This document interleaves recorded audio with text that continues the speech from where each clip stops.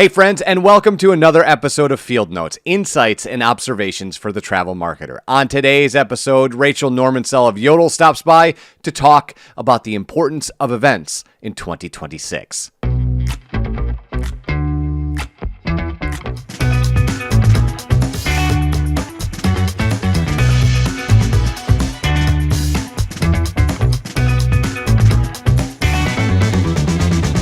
And as I said, our guest today, Rachel Normansell from Yodel. Rachel, how are you today? I cannot complain, Eric. Thanks for asking. How are you doing? I am excellent. Thank you so much for being here. I want to start for people who might not be familiar in the travel space what Yodel is and what Yodel does. So if you could give me maybe the 10,000-foot view of what you guys work on, that would be amazing. Absolutely. So Yodel Event Calendar is an AI-powered event calendar tool that not only can pull in events from multiple sources, including Ticketmaster, Eventbrite, Facebook, and more, but we can automate those events on your calendar in a variety of ways. Now, we use AI strictly to categorize and tag events. There's still a human piece to this because we want to make sure that events that show up on these calendars are in fact events in your area. So there's a variety of ways that you can set parameters to ensure that the events you need are going to be displayed. But the result is hundreds more events per year on your website and tons of time savings. We generally can save folks anywhere between 350 to 500 hours per year in manually updating their calendars. So let's talk a little bit about events. One of the reasons I wanted to wait to do this one at the end of the year is because this tends to be, you and I are both located in the Midwest, this tends to be an event-heavy time of year with all of the holidays. Talk to me about your perspective on the importance of events for the travel marketer, not just having a destination that people arrive to, but when they get there, there's stuff for them to do. That's a really good question. And I'll start by kind of talking about my own experience as a traveler. I very much enjoy traveling. And when I am in a new space, I really like to become immersed in that community. A lot of times I'll try to seek out destinations for a unique experience. And I think that that's something that is very much happening in our society today, especially post-COVID. People are really craving these in-person unique experiences. And we see that a lot on social media, right? I mean, you can't even go on Instagram or TikTok without seeing like, oh, check out this cool new place. And people like to talk about that, which that alone can then draw more people to your area just by the sheer nature of word of mouth, right? But when I travel, I really want to find live music. And I always remember this time specifically where I was traveling to Frankfort, Kentucky. And for the life of me, I could not find anything related to live music, not on the Visitors Bureau site, not on Google. And I was pretty disappointed because I was really interested in sipping some bourbon and listening to bluegrass. Sure. Yeah. Right? Yep. Well, lo and behold, my husband and I stumbled upon a live bluegrass band that was so fantastic at a little brewery. And that was something that we really had to seek out ourselves. What I see a lot of the times on Visitors Bureau sites is the big events, the big festivals, the big fairs, what your region might be known for. But the little events, even something as small as a little live band at a local brewery, are not being posted on websites. And that is very disappointing to me as a traveler. And I do feel that a lot of travelers are looking for those little one-off events that are happening. I actually just found some research a few weeks ago that there's some trends that say from skiffs that people are actually more motivated by experience-driven travel. And so I think that by really showing the breadth of events in a community, that can really, really help to drive economic impact in your region. Now, Rachel, do you think the second order effect of maybe that mindset is in an age where the consumer adoption of AI is happening at an alarming, seems like it's a problem, but like at an incredible rate, right? So the idea that Rachel and her husband say today, it's Thursday when we're recording this, say, hey, we want to go out for the weekend. Our budget is X. We want to go Y. Tell us what to do. If that stuff doesn't exist on a DMO site, on a wherever, you're going to miss that bluegrass band and go do something else. And I'm wondering, as you work with DMOs, what's the biggest mind shift that they need to have about events in general and experience-driven travel, and how that kind of bookends against the use of whatever ChatGPT, Perplexity, Gemini, whatever one they're going to be using? Yes. I think we all get into this issue, right? Of feeling like we want to market to ourselves and what Right. we are interested Right. in, Right. And that is very problematic, because then what ends up happening on your website are things potentially curated to your own interests or to your staff's interests. And 20% of hotel guests will venture out after dinner, which doesn't sound like a lot. But if you only have a couple of events posted on the weekends, you're missing the mark, because people could be traveling for conferences throughout the week. They might be looking for something to do on a Wednesday night. It might be something as simple as like a pottery making class. And in a lot of, I think it makes a lot of sense why, as a DMO marketing person, like you wouldn't want to promote that, because it feels like a community event.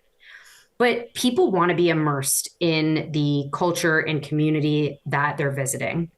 So it's really interesting to think, like, could you extend the time that visitor would potentially want to stay in your community, because they saw that, oh, on Sunday I can attend a goat yoga class. That's pretty Right. cool. I've Right. never Yeah. done Yeah. that Yep. before. They could theoretically book an extra night to have an experience that they've been seeking out. So one of the questions I always ask when I meet with a DMO is, are there any certain event criteria that you wouldn't want to promote? And oftentimes people do say things like, well, we wouldn't want to promote farmers markets or bake sales or things of that nature. And I like to challenge them a little bit and ask, well, why not? Because sometimes people do want to experience those things. And using an AI powered event calendar can actually help you, because you don't have to categorize events. AI will do that for you. And the visitor who's coming to your site can then filter events based on their interest. So you really put the charge in the visitor's hands, because they can determine what they're interested in based on date, time, category of interest. Which is an interesting take, given a couple of things. One, the fact that people will travel to go to apple orchards, which is, sort of like a year-round farmer's market. And in Wisconsin, again, like we said, we're both located in the Midwest. In Wisconsin, they have not one, but two lilac farms. Like, it's just, you just walk around lilacs, and they're busy all of the time, right? So to your point, you don't know what you don't know if that aperture is too small, right?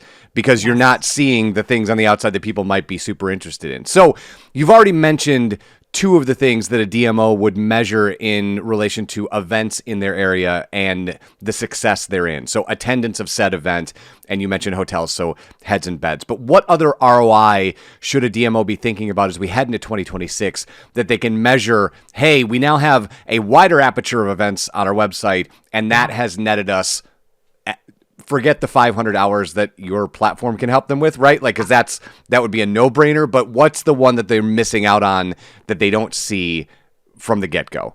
Yeah, I think that, attendance, social metrics, very useful.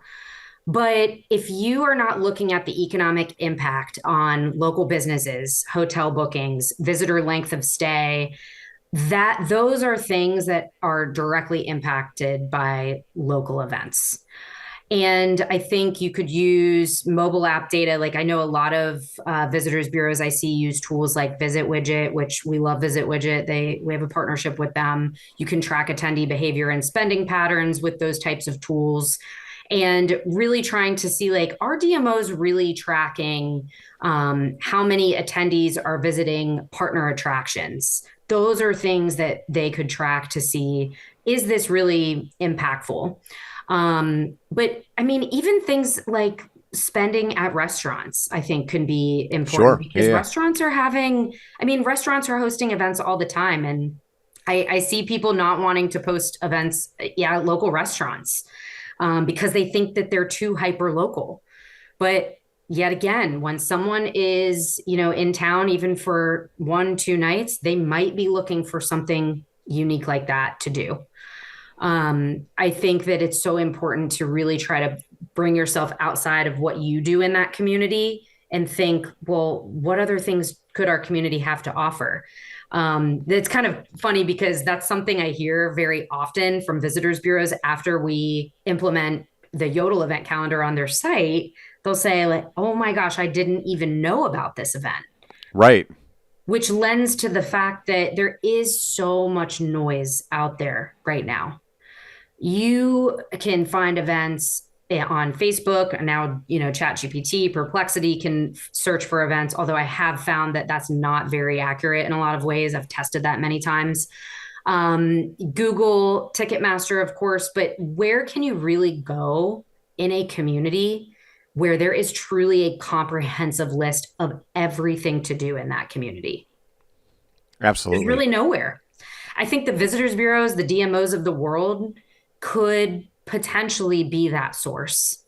And some of the best communities that we have worked with and communities that I have visited that just outside of Yodel, I have found that those communities that are most successful have partnered with their local chamber of commerce.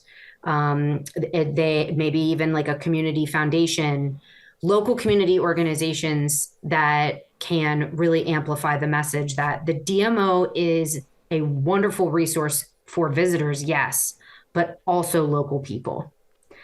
And I'll tell you one other story. I think I mentioned this to you when we met in Ohio, for the Ohio Conference on Travel. I was sitting there in breakfast one morning and I met a woman who owns the Ohio Caverns. And I did Oh, not yeah. know, Yes. Yeah, you did tell me the story. Yeah, yeah. yeah, I didn't know that the Ohio cat, like anyone in the United States that owns or is on land that has caves, I mean, that's just privately owned land. These people can market that out as a tourist destination. And I thought that was kind of interesting. So we were chatting about this. And she made me realize, every single day I drive by a billboard that is advertising the Olentangy Caverns. I live in Delaware County, a little bit north of Columbus, Ohio. And I was like, you know what? That sounds kind of fun. I want to go check that out. So my husband and I, that very same weekend, went to Olentangy Caverns. We did a tour of the caves. We spent a couple hours there because there was a bunch of other things to do. And the moment I left, I texted my best friend who has 2 kids, ages 7 and 5. I was like, you have to bring your family here because they would have so much fun. Admittedly, there were way more things for kids than there were for adults. Right, right, right. We went to get a beer after. There was no beer at this place. Yeah, yeah. But I think that that's another huge thing. It's like word of mouth is so important. And immediately I messaged multiple people who had kids to tell them they needed to come. I mean, she lives in Cincinnati, 2 hours away. That's tourism right there. Yep. And that's Yeah. dollars spent in the community that I love and live in. And that is super valuable. So imagine being able to harness people locally too. How many of your local community members are leaving city limits to travel somewhere else, even if it's 30, 45 minutes away, because they learned about something cool in that area that maybe they have in their own backyard? So as we are knocking on the door of 2026, and Rachel, as you said, you travel a ton as part of this gig. What are the trends that you're seeing that DMO should be thinking about, right? This is the great time for reflection and kind of leveling up your thinking before you end up in 2026. What should they be thinking about when it comes to events?